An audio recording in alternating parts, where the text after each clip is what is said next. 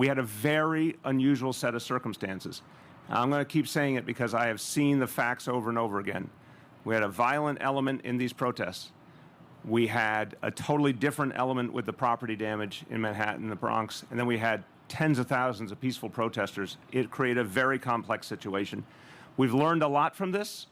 We're going to do things differently going forward because we now have seen things that we never saw before and now have a different approach going forward. I want the maximum restraint, the maximum respect for peaceful protest, the lightest touch possible, but we also have to protect life, which we did. No lives lost, thank God. We have to make sure no one is seriously injured. There were a few very serious injuries, but only a few on all parts of this, police, protesters alike. We've got to remember that the job is to get out of a situation without loss of life, without horrible damage to property. There's things we were trying to accomplish here, and very imperfectly, they still got accomplished. We did not bring in the National Guard. We did not use the tactics that some of the other cities use, like rubber bullets, tear gas, mounted police.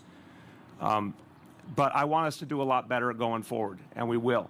And we had a perfect storm here.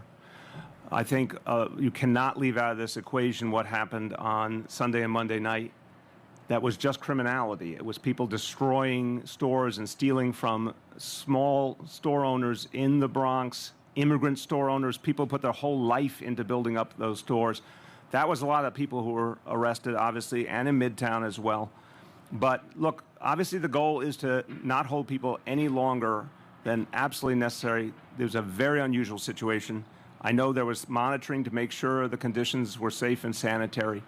I don't want to see us ever go through anything like this again. But the bottom line is when we're dealing with a truly emergency situation, I believe everyone's trying to do their best to process people and get them out and to make sure people are safe in the meantime. We had to keep this city safe, and that's what we did this week.